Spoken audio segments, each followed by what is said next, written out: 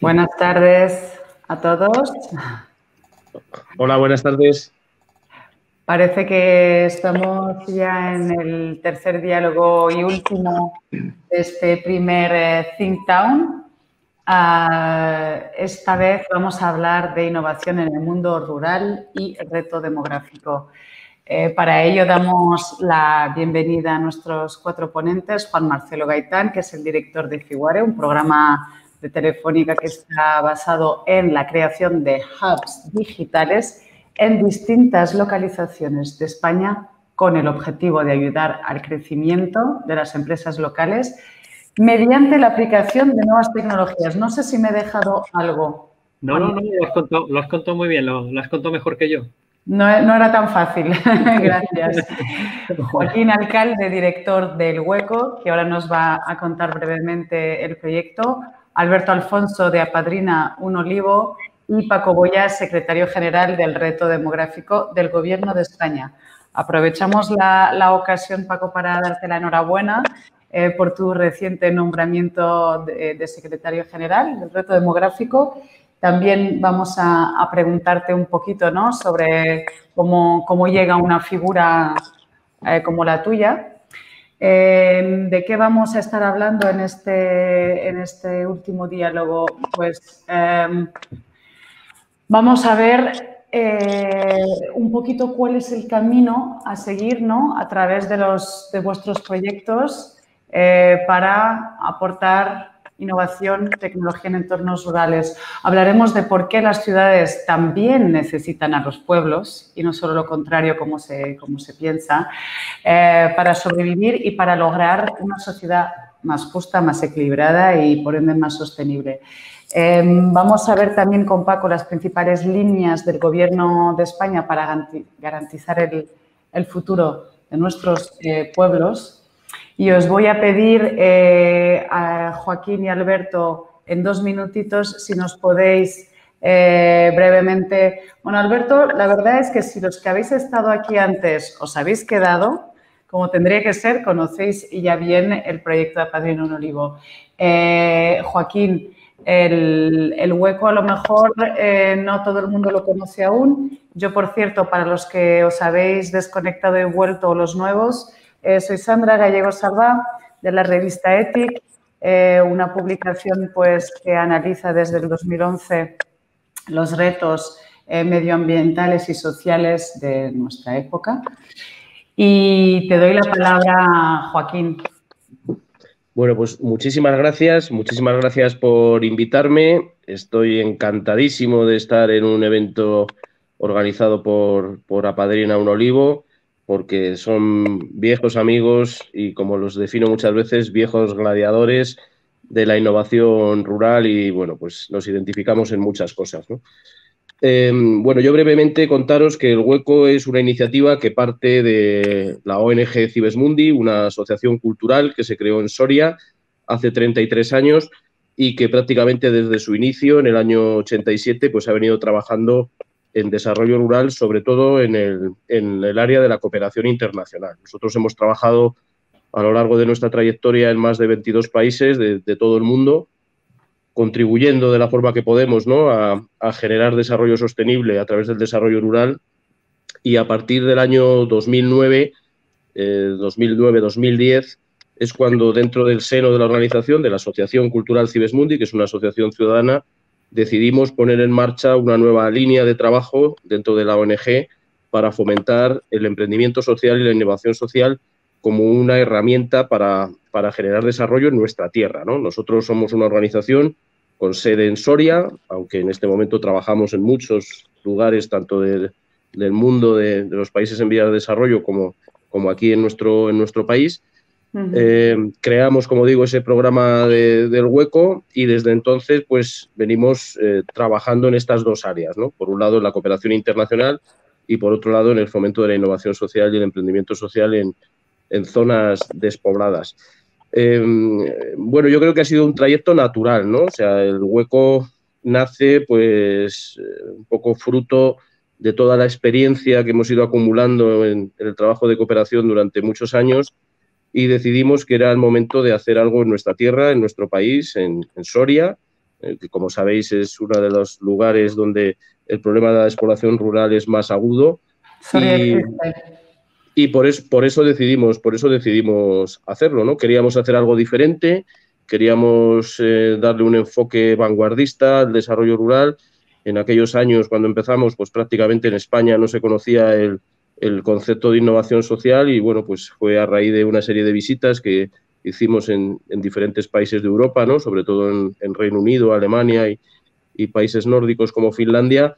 Cuando aprendimos qué era eso de la innovación social, vimos ejemplos que estaban funcionando en estos territorios y, bueno, volvimos emocionados a casa y decidimos que era el momento de poner en marcha el hueco. Una buenísima iniciativa de la que vamos a ir aprendiendo más con todos vosotros. Vamos a empezar con Paco, si estás de acuerdo. Para que nos pongas un poco en contexto, ¿no? ¿Nos podrías mostrar brevemente, porque es un tema complejo, pero cuál es la situación en España para precisar de una Secretaría para el Reto Demográfico? O sea, ¿qué papel ocupan las áreas rurales en este reto, ¿no? Y bueno, y la mujer, ¿y cuál es su papel, la mujer rural? Bueno, España ha sido de los... buenas tardes, casi buenas noches ya. Buenas noches. A alturas del día ya, ¿verdad? Pero es cierto, España es de los, yo diría, de los pocos países de nuestro entorno que no ha desarrollado, digámoslo así, un marco gubernativo, tampoco legislativo, para cuestiones que en otros países han sido muy importantes, ¿no? Entre ellas la cohesión territorial. Por tanto, el efecto de esta falta de políticas de cohesión territorial ha sido lo que ha provocado un vaciamiento de las zonas rurales, sobre todo, pero ahora también este mismo fenómeno pues lo hemos visto en las ciudades medias y lo estamos viendo incluso en algunas ciudades importantes de un fenómeno que es un fenómeno mundial, que son de alguna manera la concentración de la población prácticamente en un espacio muy limitado del territorio, ¿no?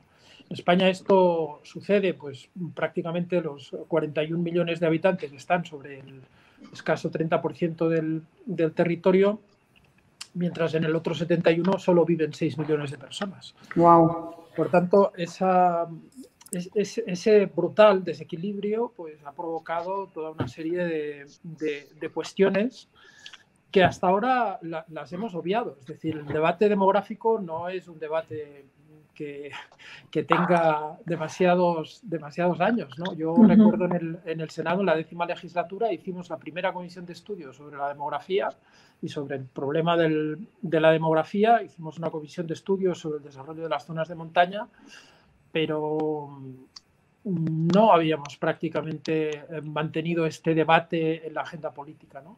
Finalmente, es verdad que en estos últimos años, digamos, hemos conseguido levantar esa ola, hemos conseguido que se debata políticamente sobre este tema, que socialmente haya una sensibilidad por esta cuestión, porque efectivamente el patrimonio que estamos perdiendo desde el punto de vista como país, ¿no? El patrimonio que representa todo ese enorme territorio lleno de oportunidades y al mismo tiempo también muy necesario para cuestiones ambientales, pero también porque es de él de donde comemos, de donde podemos disfrutar de la biodiversidad y en fin, de tantos valores, ¿no? Y en ese sentido yo creo que ahora es verdad que tenemos otra mirada sobre ese territorio, sabemos que tenemos que preservarlo, que en parte algunas cuestiones que están muy estrechamente vinculadas con nuestro bienestar dependen de cómo gestionamos ese territorio, del papel fundamental que tiene y ha tenido la mujer en el desarrollo de esos espacios rurales y, por tanto, a partir de ahí yo creo que este gobierno, de una forma valiente, ha puesto en marcha esta Secretaría General para el Reto Demográfico, que ciertamente es aún un ente, por decirlo de alguna manera, embrionario, porque hay que definir, si me permitís la expresión, hay mucho por hacer, ¿no? Debemos definir las políticas, debemos definir, incluso hacer un trabajo para acotar nuestra ruralidad, porque muchas veces hablamos de la España vaciada como si toda esa España fuera igual, y no lo es. Es decir, sí. Hay una diversidad en ese ámbito, en esa ruralidad enorme, y por tanto no se puede tratar todo igual. Por tanto, hay un trabajo que hacer en esa dirección de definición de trabajo sociodemográfico Y luego hay un trabajo para hacer con las políticas, que lógicamente se tiene que hacer con las comunidades autónomas, se tiene que hacer con los ayuntamientos y se tiene que hacer con el conjunto de la sociedad, la gente que ha decidido todavía quedarse a vivir en los pueblos, que además en general tiene un nivel de asociacionismo muy importante y por tanto eso es un valor enorme que tenemos, ¿no? Y en eso es lo que llamamos el reto, ¿no? Un reto apasionante, un reto de país, un reto que nos apela a todos y a todas, ¿no? Y que de alguna manera yo tengo el honor en este momento de dirigir con mucha humildad, lo digo porque es verdad que yo siempre digo, de esto sabemos, hay gente que sabe mucho, como Joaquín quizás, pero es verdad que en general sabemos poco. Yo intento aprender mucho de los franceses, de los italianos, de los portugueses, que también han hecho cosas muy interesantes, pero creo que sabemos poco todavía. Debemos trabajar mucho, aprender y acercarnos al reto con humildad, porque realmente no es un reto fácil. Eso seguro. Justamente frente al reto demográfico, ¿nos podrías decir cómo consideras el papel, ¿no?, de la mujer rural frente a ese reto? Bueno, la mujer, en fin, no creo que no descubra nada, ¿no? Es el elemento clave. Es decir, es el problema y es la solución. El problema del mundo rural es que se ha masculinizado, que evidentemente también se ha envejecido, pero el gran problema es, digamos, haber perdido esa población femenina que ha sido la primera que se fue, porque de alguna manera era la que lo tenía más difícil y más complicado, ¿no?, en el mundo rural. Por tanto, retener talento, pero retener sobre todo el talento femenino, porque ahora también lo vemos en España y fuera. Es decir, las que emprenden realmente son las mujeres. Hay un alto nivel más lanzadas, o más inconscientes. Hay un alto nivel de emprendimiento, pero sobre todo yo creo que el papel de la mujer es fundamental por algunas cuestiones que son obvias, pero por otras también porque tiene una capacidad de cohesionar, ¿no?, las comunidades. Y hay una cosa que es cierta y que yo creo que está en la base de todo no sé si tanto del problema como sobre todo de la solución. Es decir, no conseguiremos, es decir, un pueblo no se salvará si no tiene sentido de comunidad. Y ese sentido de comunidad lo aporta básicamente la mujer. Por tanto, hay un papel fundamental ahí del rol de la mujer en esa capacidad de cohesionar, como digo, de tener ese, no sé cómo definirlo, ¿no?, pero es verdad, ese espíritu que permite a una comunidad rebelarse contra un destino fatídico, que es cierto que está muy asimilado muchas veces en las poblaciones rurales, ¿no? Es como esa sensación de brazos caídos, ¿no?, de resignación. De resignación, ¿no? Y en cambio hay que recuperar ese espíritu de lucha, de combate, y básicamente, insisto, la que tiene más capacidad para hacer eso son las mujeres. Sí, la ilusión. Por eso son fundamentales. ¿Nos podrías hablar un poquito de las medidas que vas a impulsar próximamente desde la Secretaría a favor de nuestros pueblos, naturalmente? Bueno, las medidas, aquí estamos acabando de cerrar lo que le llamamos la Estrategia Nacional, que es un documento que tiene unas 60 medidas transversales para combatir la despoblación y para facilitar esta idea de la cohesión territorial, ¿no? Estamos acabando de cerrar con las comunidades autónomas. Ya sabéis que los debates políticos en este país no son nunca fáciles, pero ahí estamos. Yo creo que en breve vamos a cerrar ya este capítulo para empezar a trabajar en una agenda compartida con las comunidades autónomas, una agenda que tiene que tener un sentido vertical, que es en el que comunidades autónomas, Administración General del Estado y el mundo local de alguna manera pongan en común todas esas medidas que van a promover en favor del desarrollo del ámbito rural y de la lucha contra la despoblación, y por tanto que sean medidas todas ellas coherentes y que de alguna manera se complementen. Para eso queremos crear esta agenda, es decir, para no hacer cosas que a veces ha sucedido también en este país, que entren en contradicción, o medidas que pueden entrar en contradicción. Por tanto, esta parte, Sí, también somos conscientes de ello, ¿no? Y por otra parte, la agenda tiene otro ámbito que es más horizontal y que en este caso es lo que hacemos con todos los ministerios. Existe una comisión delegada que es la que de alguna manera pone coherencia a todas estas políticas del conjunto del Estado en favor de la demografía y de la cohesión territorial. Esto, digamos, sería la parte más política, que es muy importante, y luego hay otra parte que tiene que ver con el desarrollo de algunas políticas que en este momento, pues ya es cierto que las comunidades autónomas están haciendo cosas, pero a mí me parece que desde esta Secretaría General precisamente lo que debemos es ayudar también a todo este mundo que a lo mejor quien mejor lo puede representar hoy es Joaquín, ¿no? Que está haciendo cosas muy interesantes, que tiene que tener el apoyo de la Administración General del Estado, y desde la propia Administración también debemos ayudar a generar proyectos piloto que, en la medida que se ajusten a cada territorio, puedan ser también luego replicables en diferentes sitios, con la idea de ir haciendo un poco un traje a medida de cada territorio, ¿no? Claro. Aquí hay también una agenda legislativa que es muy importante. La primera pieza que ya tenemos en funcionamiento, bueno, en marcha, en construcción, es ese Estatuto de los Pequeños Municipios, que nos tiene que ayudar a empoderar de nuevo a los alcaldes, a generar marcos administrativos más flexibles, más adaptables también a las necesidades de cada territorio. Y luego, pues efectivamente, como decía, España es un país que no tiene leyes que den apoyo al principio de cohesión territorial, como tiene Francia, como tiene Italia, ¿no? Por tanto, en ese sentido también hay que trabajar. En el 2007 se hizo una ley que yo creo que era una buena ley y que finalmente ha quedado aparcada, y en este momento, pues ya por el paso del tiempo también un poco, digámoslo así,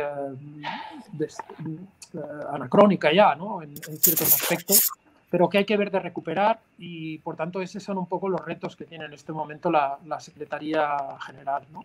Hay uno también que es muy importante, y con esto acabo, y que es ayudar también a todo el entorno que está en este momento actuando, como los ejemplos que tenemos aquí, como Alberto, Joaquín o Juan, ¿no? Que están haciendo cosas, y yo creo que este mundo se tiene que visibilizar. Es decir, y en eso nosotros yo creo que podemos ayudar, porque la visibilización de este mundo rural nos va a ayudar mucho a que el reto permeabilice la sociedad. Y en este sentido, a Joaquín se lo he escuchado decir alguna vez, y esto es muy importante, necesitamos la complicidad del mundo urbano, ¿no? Y esa complicidad es fundamental. O sea, aquí no se trata de confrontación, sino se trata de sumar. Las ciudades necesitan al mundo rural y el mundo rural necesita a las ciudades, y por tanto es un juego de equilibrios que tenemos que hacer posible, pero sobre todo haciendo esta pedagogía, visibilizando el mundo rural, visibilizando el trabajo de las asociaciones, lo positivo que tiene tener un mundo rural vivo para el ámbito urbano, y por tanto esa labor un poco insisto, de hacer pedagogía y de mostrar el beneficio que tiene para la sociedad un país equilibrado territorialmente. Muchas gracias, Paco. Me quedo con visibilizar, ¿no? Para permeabilizar, que es un mensaje que se ha repetido tanto en el primer como en el segundo diálogo. Se trata de eso, y creo que entre todos, y ahora en este momento más que nunca, donde hay mucha sensibilidad hacia el entorno rural, es el momento de remangarse, ¿no? Gracias, Paco. Juan, ¿qué puede suponer el desarrollo del Smart Village para el mundo rural? Tú que estás metido en este ambiente. Sí, bueno, yo creo, primero, ante todo, daros las gracias, ¿vale?, por hacerme partícipe, por permitirme participar en este foro. Y quería contar un poco, has hablado mucho de Fiverr, de que yo soy el responsable de Fiverr, de hecho soy el responsable de Fiverr en Telefónica, y quería un poco empezar contando qué es Fiverr y unirlo con el concepto del Smart Village que acabas de comentar, ¿vale? Hace ya unos años, hace ya bastantes, la Comisión Europea se dio cuenta, estaba arrancando el tema del IoT, del Internet de las Cosas, sí, que es algo que cada vez vemos más metido en toda nuestra vida, y se dio cuenta de que esto podía generar grandes problemas o oportunidades de negocio y de construcción. Los problemas es que si no ponía unas normas y unas reglas o un uso compartido de cómo comunicar unos cacharros con otros, pasado un tiempo, esto fue en 2011-2012, pues tendríamos un mare magnum de dispositivos en todo el mundo hablando cada uno un idioma distinto. Entonces decidió marcar unas normas, una estructura que permitiera que en unos años más tarde, como está ocurriendo ahora, los dispositivos pues pudieran intercomunicarse y poder crear valor. La Comisión Europea pensaba, creía, y desde mi punto de vista de modo acertado, que la innovación, el desarrollo tecnológico basado al IoT, a las ciudades inteligentes o al tema de los pueblos inteligentes, era algo que quería potenciar. Pero para poder llevar a cabo ese desarrollo tenía que marcar una serie de normas. Y eso es FIWARE. FIWARE son esas normas, esas reglas que permiten que cada dispositivo IoT pueda hablar unos con otros. Y esto es el fondo de la innovación. Pero para divulgar ese discurso entre todo el mundo, considera que es importante ya no solo dirigir un discurso global desde Bruselas, sino crear lo que se llaman los Digital Innovation Hub, que son unos entes locales que se instalan en el territorio local y que ayuda. Estabas hablando hace un momento de lo que es la comunicación y la divulgación. Pues es fundamental. Si tú no eres capaz de contar esto a las empresas, no eres capaz de contar esto a los emprendedores, es imposible llegar a un acuerdo, de un nivel mayor. Y entonces decide montar centros de innovación, pero en núcleos pequeños que ayuden a todo el ecosistema, a todo el territorio a su alrededor a entender toda esta innovación. Y eso empieza a provocar efectos de creación de ecosistemas de innovación en entornos locales. La gran potencia que tiene el desarrollo de la innovación o la gran potencia que tiene todo el tema de la tecnificación hoy en día es que no está localizado en un punto físico concreto. Es decir, cualquier persona desde cualquier situación donde tenga o desde cualquier ubicación física donde tenga conexión a Internet es capaz de llevar a cabo la innovación. Y esto abre una cantidad importante de oportunidades a todo el sector, a todas las empresas y a todas las personas independientemente de la ubicación física en la que se encuentren. Con lo cual, se pueden crear empresas pymes, empresas de tamaño pequeño, mediano y grande en cualquier ubicación física. Ya no se vincula o no es necesario vivir en una gran ciudad, no es necesario vivir en una gran urbe para poder desarrollar ideas innovadoras basadas en código o en software que conecten unos sistemas con otros. Con lo cual, se puede ser un gran emprendedor, se puede ser un gran empresario, se puede tener una gran empresa independientemente de la ubicación física en la que te encuentres. Esto abre el mundo de las empresas más allá de las grandes ciudades o de los espacios de concentración de unas empresas con otras. La conectividad, el 5G, la fibra, permite ser empresario en cualquier ubicación.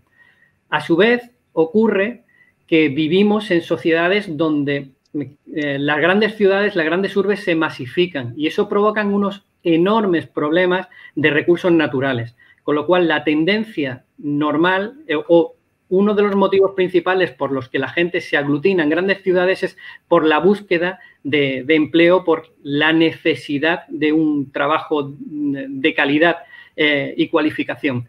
Esto, con este nuevo matiz, se comienzan a romper esas barreras y permiten llevar a cabo ya no solo iniciativas y empresas en cualquier ubicación física, sino una cosa muy importante que también supone la calidad de vida que buscamos dentro de lo que es el crecimiento y es el balance entre los beneficios y los gastos.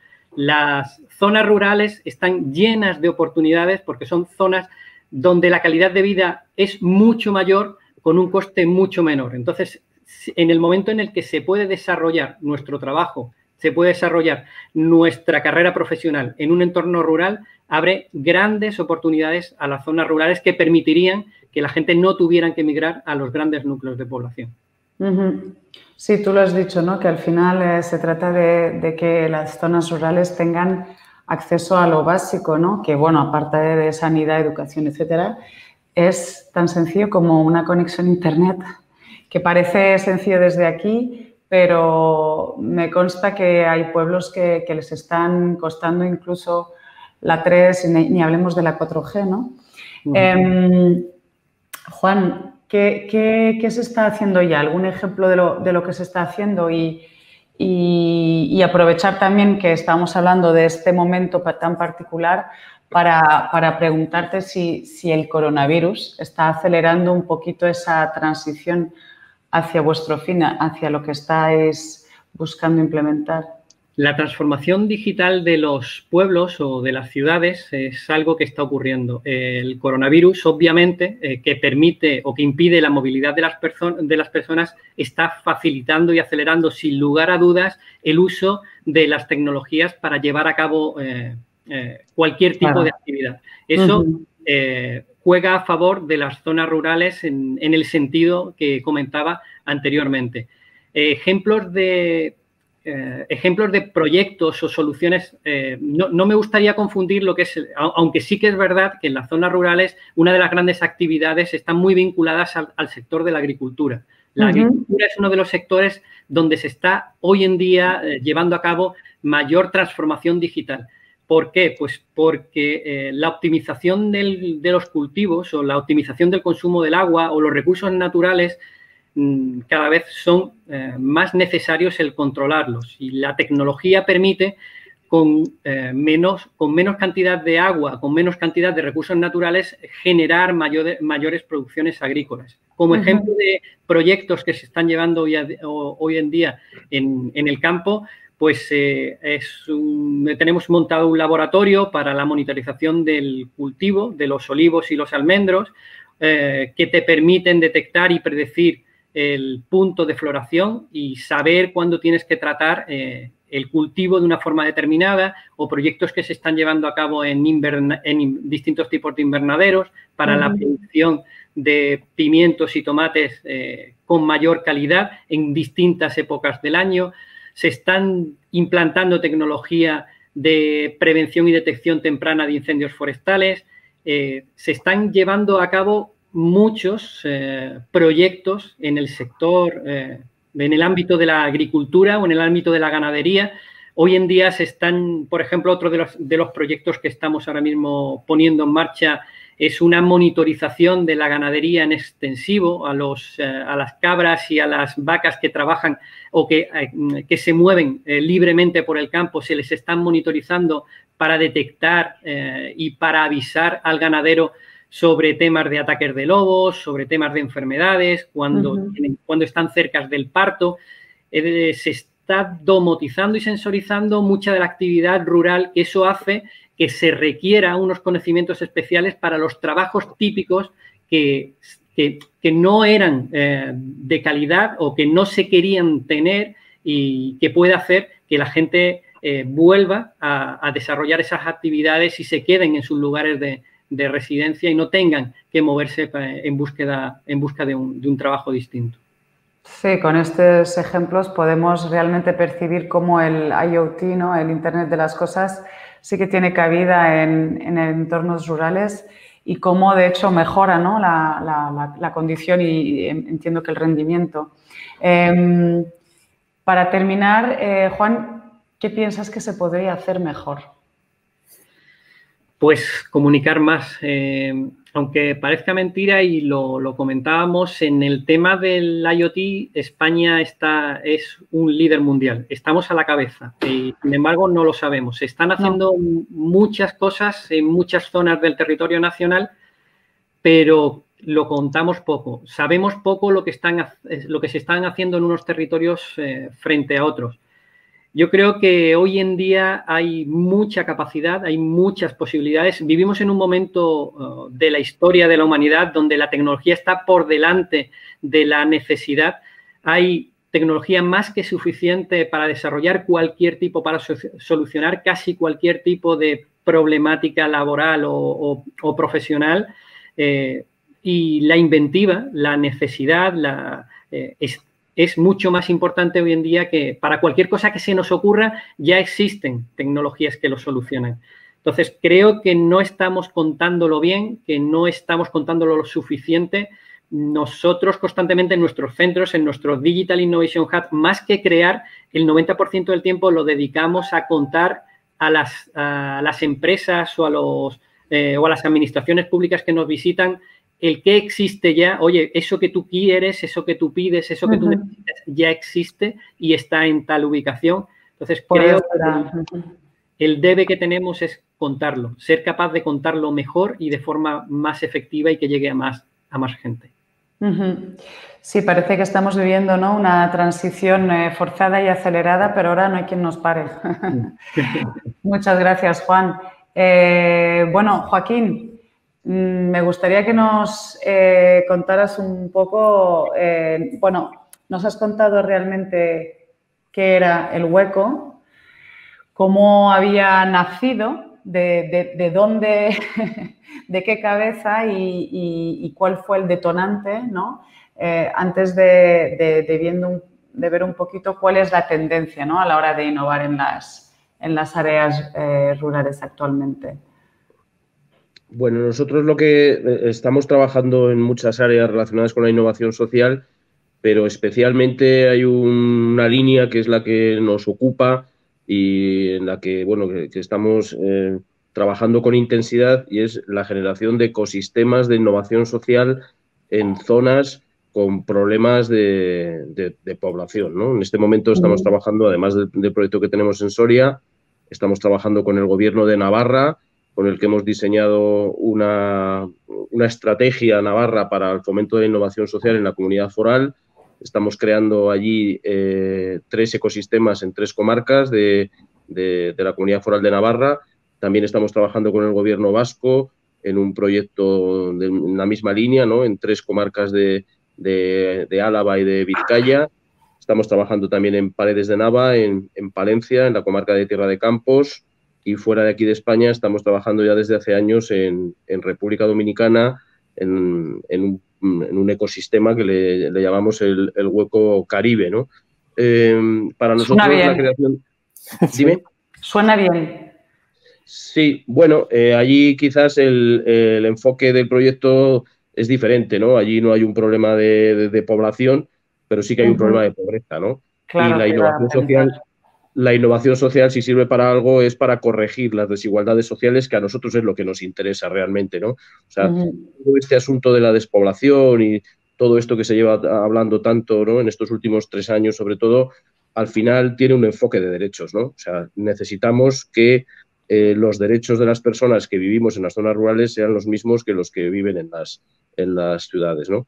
Y en ese sentido la innovación social es muy útil porque cierra esa o contribuye, ¿no?, a cerrar esa brecha. Trabajamos también en incubación de proyectos de emprendimiento social y de innovación social. Hay muchos muy conocidos los que llevamos trabajando desde hace años, como La Exclusiva, Megara y otros, ¿no? Trabajamos también en proyectos europeos con socios en países como Finlandia, Eslovaquia, Alemania, Reino Unido, ¿no?, de los que estamos aprendiendo mucho, porque seguramente en estas zonas, en estas regiones, empezaron un poquito antes que nosotros, ¿no?, a utilizar la innovación social como elemento corrector, ¿no?, de estas desigualdades sociales en zonas despobladas. Y, bueno, básicamente lo que hacemos es eso, ¿no? Luego también hacemos muchos proyectos que tienen que ver con la visibilidad del problema de la despoblación. Creo que desde el hueco hemos contribuido mucho, ¿no?, en estos últimos 4 o 5 años en poner a la despoblación en primera línea, ¿no?, del debate a nivel nacional. Paco, que lleva muchos años trabajando en esto, lo sabe, ¿no? Hasta hace muy poquitos años el problema de la despoblación rural solamente nos interesaba, pues, a unos pocos, ¿no?, a los que vivían en el Valle de Arán como él, o a los que vivimos en Soria, en Teruel, en Cuenca. Y hoy, afortunadamente, pues gracias un poco a toda esa labor que entre todos hemos ido haciendo, ¿no?, de sensibilización, pues hemos conseguido que el problema de la despoblación rural esté en primera línea de la agenda política, ¿no? Celebramos en Soria una feria, la Feria Presura, que es una feria precisamente para esto, ¿no?, para sensibilizar a la población, y sobre todo es una feria que persigue poner en contacto a personas urbanas que están buscando un pueblo, ¿no?, donde poder desarrollar un proyecto de vida, ¿no? Y la feria les facilita, pues, esos contactos, ¿no?, ese acceso a los recursos que se pueden encontrar en los pueblos para desarrollar un proyecto de vida. Este año hemos tenido que aplazar la feria, no la hemos podido celebrar en la fecha que estaba prevista, en noviembre, y esperamos poder desarrollarla el 18 de diciembre aquí en Soria. Vamos a celebrar la 4ª edición. Y bueno, creo que la feria es un poco un buen indicador del interés creciente que ha tenido o que tiene lo rural, ¿no?, en nuestro país, ¿no? Claro. Se abre, no solamente ahora, sino ya desde hace algunos años, se está abriendo una ventana de oportunidad muy importante para lo rural. Creo que es el momento de saber aprovecharla. Creo que por fin sopla el viento a favor. Se está acelerando, además, la vuelta a lo rural como consecuencia de la pandemia, eso lo estamos viendo todos, ¿no? Las personas urbanas cada vez se plantean más seriamente, ¿no?, el buscar una alternativa de vida en lo rural. Creo que además hay un buen clima político, ¿no?, en nuestro país, en las que, bueno, pues las grandes fuerzas políticas están un poco por la labor, ¿no?, de diseñar esas políticas de largo plazo, ¿no?, que sirvan para reactivar los pueblos. Creo que es un ejemplo el que una persona como Paco pues ocupe la Secretaría General del Reto Demográfico, porque es una persona que viene del territorio, es una persona que conoce profundamente cuál es el problema que existe de la despoblación. Es un municipalista convencido, yo lo digo siempre que puedo. Creo que los verdaderos protagonistas de esa lucha sin cuartel contra la despoblación tienen que ser los alcaldes y las alcaldesas de los pueblos pequeños, ¿no? Tenemos que empoderarlos, tenemos que dotarles de, yo diría que incluso una nueva gobernanza, ¿no?, un fortalecimiento de lo municipal para que pueda dar respuesta a ese reto demográfico tan peliagudo, ¿no?, que tenemos por delante. Pero bueno, todo esto, como digo, a nosotros nos hace ser bastante optimistas, ¿no? Llevamos muchos años trabajando en esto y nunca habíamos visto pues la luz que ahora se ve al final del túnel. No somos ilusos, sabemos que es un problema muy complejo, sabemos que es un problema que va a costar años el poder resolverlo, sabemos que es un problema en el que tiene que haber además un consenso político a nivel nacional muy importante para que se puedan permitir esas políticas de largo plazo. Creo que hay que darle desde el principio un enfoque social. No podemos dejar atrás a esos ciudadanos a los que se refería antes Paco, ¿no?, de esos 6 millones de personas que viven en el 71% del territorio nacional. Es una cuestión de derechos y bueno, en eso estamos, ¿no? Yo creo que el COVID nos está ayudando a acelerar un poco este proceso y nosotros, sinceramente, desde el Hueco somos optimistas. Creo que lo tenemos a huevo, si me permitís la expresión, ¿no? O sea, nunca hemos tenido tan fácil, ¿no?, como lo tenemos ahora. No sabemos cuánto va a durar abierta esta ventana, entonces tenemos que aprovechar y trabajar rápido y trabajar bien. Tenemos que conseguir también, es muy importante, generar entre todos un relato sugerente sobre lo rural. Creo que desde los medios de comunicación eso es una cuestión muy, muy importante en la que nosotros también desde el Hueco llevamos incidiendo desde hace años. Tenemos que conseguir que los medios de comunicación, el arte, la cultura, la ciencia, ¿no?, nos ayude a dar una mejor imagen de lo rural, una imagen inspiradora y sugerente, moderna y vanguardista, para que sirva para que muchas personas que hoy están pensando en replantearse su vida pues puedan venir a vivir a un pueblo, ¿no?, y a trabajar en un pueblo. Si a todo eso le añadimos lo que decía Juan, ¿no?, de las oportunidades digitales que hoy existen, ¿no?, del teletrabajo, el poder desarrollar tu empresa pues prácticamente en cualquier lugar, ¿no?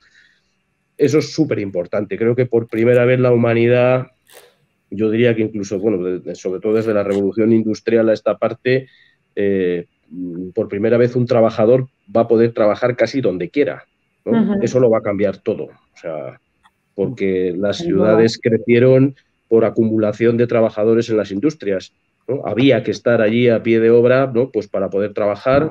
Eso es lo que vació, ¿no?, provincias como la mía, ¿no?, como Soria, y ahora creo que se va a producir un efecto contrario. O sea, por fin los trabajadores van a poder trabajar donde quieran y eso lo va a cambiar todo, ¿no? La libertad de movimiento. Me apunto el tema de la feria, creo que es un gran rol el de tener un conector entre los que quieren y lo que hay, la realidad. Sí, porque muchos llegan sin saber. Con esto termino, ¿no? O sea, vamos a ver, no se puede hablar de la Arcadia feliz, o sea, lo rural no es la Arcadia feliz, o sea, hay un gap muy importante, ¿no? Entre lo rural y lo urbano, y eso las personas que vienen a vivir a los pueblos lo tienen que saber, o sea, lo tienen que saber porque no es llegar y besar el santo, o sea, hay que adaptarse, hay que vivir de otra forma, ¿no? O sea, tenemos que pensar que la vida en lo rural es diferente, ¿no? Pero Sí, también a es lo cierto. mejor, sí. Sí, Y no, no, quería decir. te iba a decir que a lo mejor lo que pensamos, bueno, lo que piensa mucha gente, y esto lo tengo por haber hablado con gente que se ha ido a vivir a pueblos, no dejarlo todo pensando que podemos improvisar un nuevo emprendimiento, un nuevo negocio del que no tenemos ni idea, porque de la misma manera que funciona en una ciudad va a funcionar en un pueblo. Tenemos que ir con un conocimiento, ¿no? Y sabiendo lo que nos espera ahí. Sí, eso es muy importante, ¿no? Por eso la importancia de crear esos ecosistemas de innovación social, ¿no? Esos ecosistemas de acogida, ¿no? En las comarcas. Y luego también es muy importante reflexionar sobre una cuestión. La vida rural en el siglo XXI no va a tener nada que ver con la vida rural que hemos conocido en el siglo XX. Nosotros desde hace algún tiempo... efectivamente, menos mal, ¿no? Nosotros desde el hueco, desde hace algún tiempo, venimos hablando de lo que es la nueva ruralidad, ¿no? Hay que pensar que en el campo vamos a tener que vivir de otras cosas, además de la agricultura y la ganadería, por supuesto, que seguirán siendo los motores, pero que hay que vivir de otras cosas, porque la agricultura y la ganadería va a continuar. La digitalización de la agricultura y la ganadería va a suponer una destrucción de puestos de trabajo, eso lo sabemos todos, ¿no? Entonces, si queremos fijar personas en el territorio, se tendrán que fijar con otros sectores, ¿no? O sea, habrá que diseñar un mix económico, ¿no? En el que entre pues la industria tecnológica, la cultura, la ciencia, etcétera, como ya se está haciendo en otros países. La artesanía, que es súper importante en los pueblos. Claro, y luego tenemos que pensar también una cosa importante, o sea, esto no se puede plantear como una confrontación entre lo urbano y lo rural. En el siglo XXI los ciudadanos vamos a ser pendulares, ¿no? Esto es un término que acuñó de una manera, yo creo que muy brillante, ¿no? El profesor Luis Antonio Sáez, de la Cátedra de Despoblación de la Universidad de Zaragoza. Él habla de que los ciudadanos vamos a ser pendulares, vamos a ser los mismos, ¿no? Los que vamos a estar entre el campo y la ciudad, ¿no? Entonces, por eso digo, y lo repito muchas veces, que esto no es una confrontación entre lo urbano y lo rural. Esto, porque somos los mismos, ¿no? Es una colaboración. Bueno, claro, teniendo en cuenta esos factores, yo creo que en el mundo rural, lógicamente, existen unos recursos endógenos que son fundamentales para la vida de las personas, no solo de los que vivimos en los pueblos, sino de los que viven en la ciudad, que esos recursos van a tener que seguir teniendo un papel preponderante. Pero ¿por qué no se va a poder trabajar, por ejemplo, en una industria tecnológica, ¿no? Nosotros en Finlandia trabajamos en Laponia desde hace años con varios socios locales de allí, y cuando vamos nos sorprende el ver pues pequeños pueblos en los que existe una empresa de software, por ejemplo, ¿no? Aquí en España eso es prácticamente inaudito, o sea, eso no existe, ¿no? O cómo la industria cultural en el Reino Unido es un motor del desarrollo rural, ¿no? Sobre todo de pueblos pequeños, ¿no? Entonces, creo que ahí tenemos que imaginarnos y abrir un poco la mente, ¿no? Creernos también los propios habitantes, los propios ciudadanos de los pueblos, que esto es posible. Tenemos que convertir a nuestros pueblos en pueblos acogedores, en pueblos agradables, ¿no? En pueblos que reciban bien a esos nuevos pobladores, ¿no? A esas personas que han de llegar y que ya están llegando, ¿no? Yo vivo en un valle aquí en Soria, a 18 kilómetros de la capital, que es el Valle del Río Razón, en el que vivimos 600 personas normalmente, y a fecha de hoy no existe ni una sola casa ni en venta ni en alquiler en todo el valle, ¿no? Y esto ha sido a raíz del inicio de la pandemia, y bueno, pues creo que ese es un indicador muy, muy interesante de hacia dónde vamos, ¿no? Hay que aprovechar de este impulso, porque seguro que una vez que han probado los que se dan en la vida rural, hasta no vuelven a la ciudad. Sí.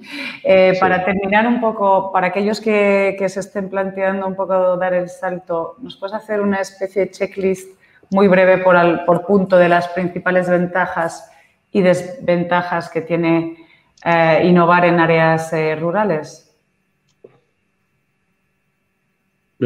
Joaquín. ¿Me preguntas a mí? Sí, con esto ya termino contigo. Bueno, yo creo que en las áreas rurales está todo por hacer. O sea, de hecho, la innovación social precisamente creo que es muy útil por eso, ¿no? Porque la innovación social convierte los retos en oportunidades, ¿no?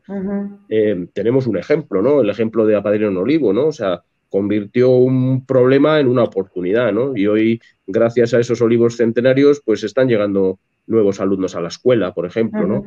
Creo que tenemos retos muy importantes en las zonas rurales que podemos convertirlos en oportunidad, como es la movilidad sostenible, como es la nueva forma de vivienda, como son los sistemas o las comunidades energéticas en las que ya se están desarrollando proyectos interesantes en ese sentido. Está todo por hacer, o sea, y es una cuestión nuestra, o sea, lo tenemos que hacer ahora, o sea, ha llegado el momento de hacerlo, ¿no?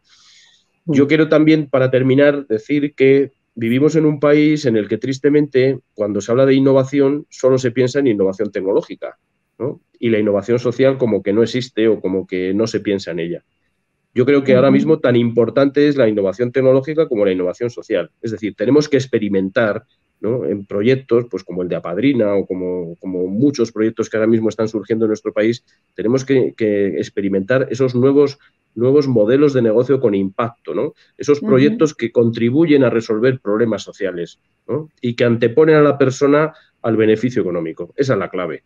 Y para eso hay que invertir. O sea, para eso hay que, lo decía Paco un poco dentro de su estrategia, ¿no? O sea, tenemos que conseguir testar modelos alternativos, modelos innovadores, replicables, escalables, modelos con impacto. Tenemos que conseguir testar esos modelos hasta que los validemos y los podamos extender en todo el territorio.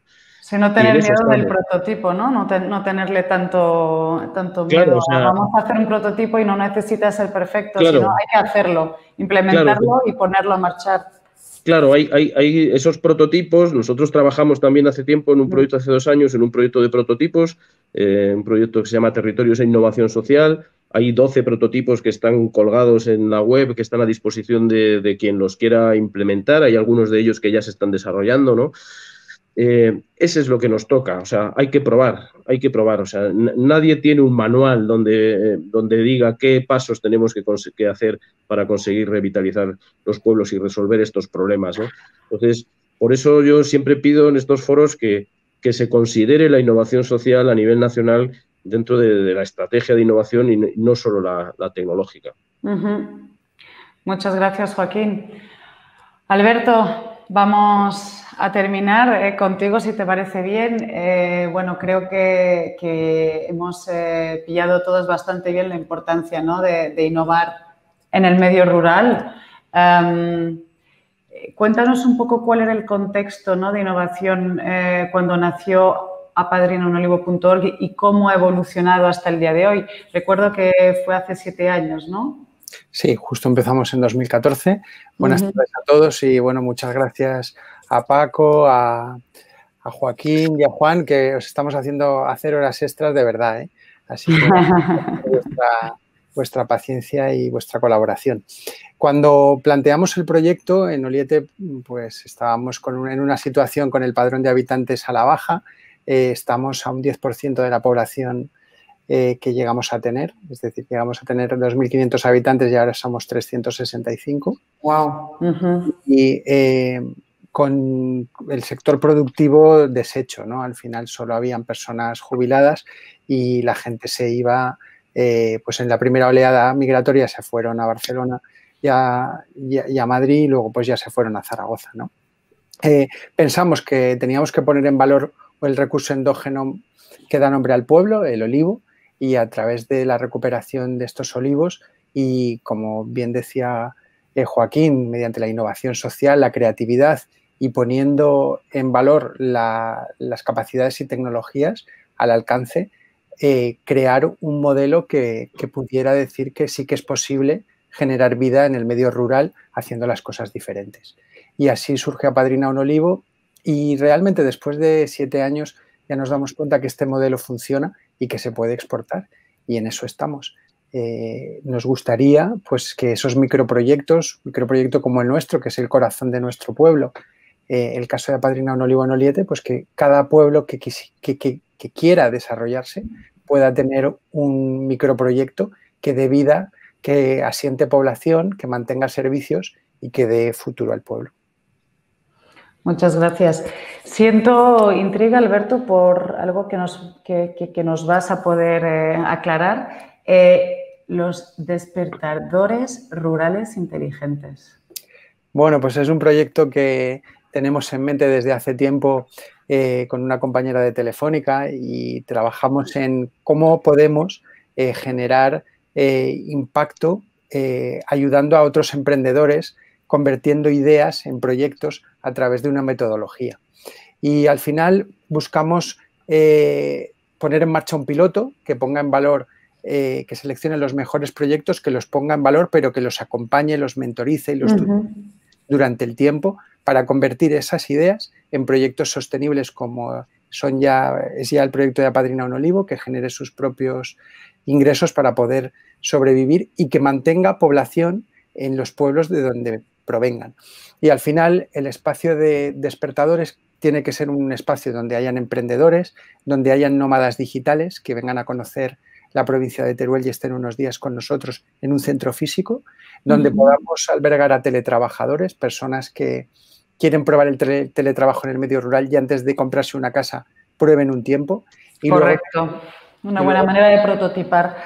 Eso es. Y luego ya también poner esa oficina del Smart Village para implantar ejemplos reales en el pueblo de desarrollos tecnológicos que facilitan la vida en el medio rural. Bueno, pues todo ese mix en el cóctel es un espacio de co-creación, de talento, que puede ser el motor del medio rural y que ejerza de centro despertador inteligente de la comarca a la que tenga alcance. Y bueno, pues queremos empezar con un piloto y luego pues irlo extendiendo en el territorio rural. Bueno, aquí estamos hablando como de design thinking para lo rural, ¿no? Esto ya es la revolución. Lo decía ya en el diálogo anterior sobre mujeres en entornos rurales, pero realmente daba ganas de ir a probar, ¿no? Ese trocito de vida rural. Como dices, si nos lo ponéis así de fácil, pues es para pensárselo. Hay un tema que no hemos tocado aquí, que sí habíamos tocado con la mesa anterior, que no sé si quizás Joaquín o Alberto incluso no nos puede un poquito hablar de ello, es la tendencia de la mujer innovadora y lo rural. ¿Qué tendencia estáis viendo? ¿Existe o no? Bueno, vamos a ver, Paco apuntaba un poco al principio, ¿no? Yo creo que la mujer se va de las zonas rurales pues por motivos obvios, ¿no? Porque en muchos casos no se puede mantener a la familia y la familia decide marcharse a trabajar a otro sitio. Y tema maternidad, perdóname, te corto, pero se me va a olvidar. Tema maternidad en entorno rural, en trabajo agrícola, etcétera. No sé si es algo que imaginamos complicado o realmente es mucho más natural. Yo creo que el problema que tenemos ahora es que en estos últimos años, en estas últimas décadas, la mujer se va porque se forma mucho, se forma incluso más que el hombre y luego es muy difícil que esa mujer pueda volver a desempeñar sus labores profesionales al campo, ¿no? Eso en primer lugar. A mí no me gusta considerar a la mujer como una máquina reproductiva, o sea, las mujeres estarán donde quieran que estén, faltaría más. Lo que tenemos que conseguir es diseñar dentro de esa nueva ruralidad que hablaba antes, diseñar una ruralidad atractiva para la mujer en la que se pueda desarrollar profesionalmente, seguramente aprovechando toda esa tecnología que está llegando, ¿no? Que la mujer se pueda desarrollar ahí y luego, desde luego, implementar políticas de equidad de género para que la mujer pueda cumplir con su rol familiar y con su labor profesional. Creo que esa es la clave. Pero no podemos pensar solo en una mujer como una máquina reproductiva. A mí eso me asusta. O sea, las mujeres estarán donde quieran estar. Eso, a nosotras más. Como los hombres, lógicamente, ¿no? Total, igualdad en todos los casos. Claro. Sí, sin duda, al final estamos demostrando que a las mujeres, si se les ofrece una oportunidad laboral, pues están incluso por encima del nivel de los hombres, con lo cual que para asentar población, si no hay mujeres no habrá hombres y tenemos que pues poner foco también en la mujer en el medio rural y pues todas esas tareas que hemos creído desde siempre que son más masculinas, quizá pues abrir también a la mujer. Nosotros tenemos mujeres podadoras que se encargan de cuidar los olivos y lo hacen en las mismas condiciones o mejores que los hombres. Así que manejan el toro, incluso me han dicho. Eso es. Me alegro. Pues bueno, vamos a cerrar con algunos minutos más, pero porque la verdad es que es un debate que es apasionante y creo que tiene mucho recorrido. Os quiero dar las gracias por estar todos y hasta las 9 menos 5 hablando cada uno desde vuestro punto de vista y desde vuestro expertise, que la verdad es que arroja mucha luz sobre el tema.